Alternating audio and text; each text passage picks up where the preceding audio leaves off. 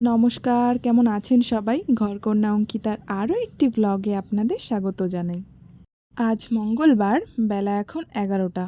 ১১টার মধ্যেই আমি আর রাহুল বেরিয়ে পড়েছি। রাহুল আমাকে ছাড়তে এসেছে মুম্বাই এয়ারপোর্ট টার্মিনাল 1-এ। চেক ইনটা করে নিয়ে আমাকে যেতে হবে ফার্স্ট ফ্লোরে, কারণ আমার ফ্লাইট ছিল ২১ নম্বর গেটে। তো চলে এলাম আমি ওপরে। যেতে যেমন আনন্দ লাগছে, তেমন রাহুলকে ছেড়ে যেতেও কষ্ট হচ্ছে। কিন্তু কিছু করার নেই, রাহুলের ছুটি নেই, রাহুল যেতে পারবে না, তাই আমি একাই যাচ্ছি। আমার ফ্লাইট ছিল 2:50 নাগাদ, আর আমি পৌঁছে গেছি 1টার মধ্যেই। এখানে এখন আমার ফাইনাল চেকিংটা হলেই চেকিং পর্ব শেষ হয়।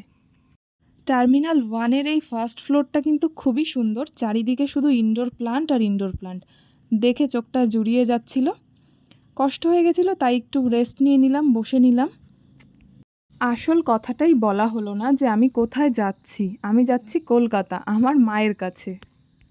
মাকে ছেড়ে থাকতেও কষ্ট, ওদিকে আবার রাহুলকে ছেড়ে যেতেও কষ্ট। কী যে জ্বালায় পড়েছি না, কি আর বলি। গল্প করতে করতে ফ্লাইটের টাইম হয়ে গেছে, এখন আমি উঠে পড়ব ফ্লাইটে। আমার সিট ছিল একদম পেছনের দিকে। এই যে আমি বসে পড়েছি। জানেন তো, একা একা ফ্লাইটের মধ্যে একদম ভালো লাগে না। একজন কেউ থাকলে তার সাথে গল্প করতে করতে 2 ঘন্টা ঠিক কোনোভাবে কেটে যায়।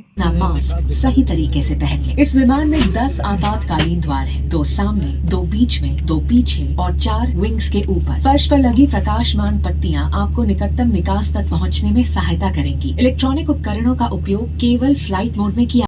এই যে ছেড়ে দিয়েছে আমাদের ফ্লাইট একদম সঠিক সময়। এবার ঠাকুরের নাম নিতে নিতে আমরা যাচ্ছি কলকাতার দিকে। যখনই কলকাতার কথা ভাবি তখনই বুকটার মধ্যে বেশ আনন্দ লাগে যে কলকাতা যাচ্ছি। মেয়েদের কি জীবন, তাই না? ওদিকে মায়ের জন্যও কষ্ট লাগে, ওদিকে আবার স্বামীর জন্যও কষ্ট হয়। কি যে একটা যন্ত্রণা, কি বলি। আমার মতন কে কে এমন দূরে থাকো জানিও কিন্তু আমাকে, তাহলে আমারও একটু ভালো লাগবে যে না, শুধু আমি একা না, অন্য কেউ থাকে এরকম দূরে।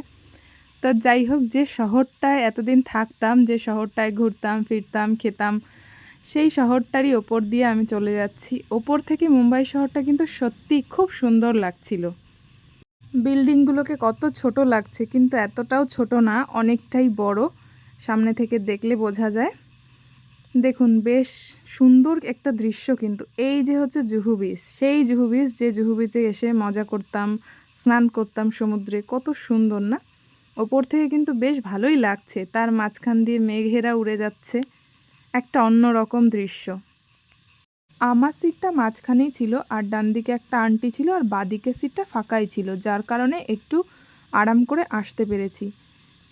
জানেন, ইচ্ছা ছিল আমার ট্রেনে করে আসার, কিন্তু ট্রেনে করে আসতে পারলাম না। এত পরিমাণে অ্যাক্সিডেন্ট বেড়ে গেছে, সেই কারণে একটু ভয় ভয় লাগছিল, আর মাও ভয় পাচ্ছিল, সেই জন্য বারণ করলো ট্রেনে আসতে।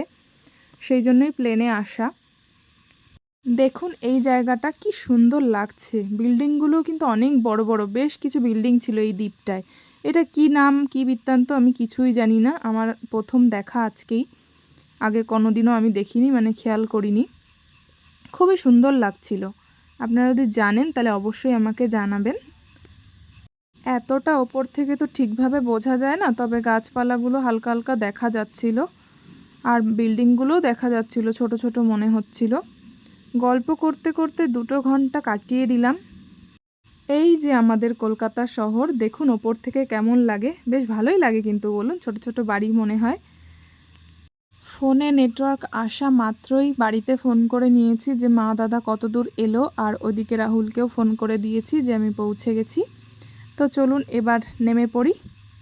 এইবার ওয়েদারটা ভালো ছিল বলে কোনো অসুবিধে হয়নি, খুব ভালোভাবেই পৌঁছে গেছি আমরা। চলুন তাহলে এবার লাগেজটা নিয়ে বাড়ির দিকে যাওয়া যাক। সবার লাগেজ চলে আসে, আমারটাই আসে না, সবার লাস্টে আসে, কেন কে জানে। তো যাই হোক, চলুন, লাগেজ নিয়ে নিয়েছি। 1 নম্বর গেট দিয়ে আমি বেরোবো, কারণ এটাই আমার সোজাসুজি হয়েছে। এই যে আমি বেরিয়ে গেছি, মা দাদাও এসে গেছে প্রায়। এই যে আমার মা সাথে আমার জন্য খাবার নিয়ে এসেছে, আমি অনেকক্ষণ কিছু খাইনি তাই। আর হ্যাঁ, ভিডিওটা কেমন লাগলো অবশ্যই জানাবেন, কিন্তু ভালো লাগলে একটা লাইক কমেন্ট শেয়ার করবেন। আজ আসি, দেখা হবে অন্য কোনো ভিডিওতে।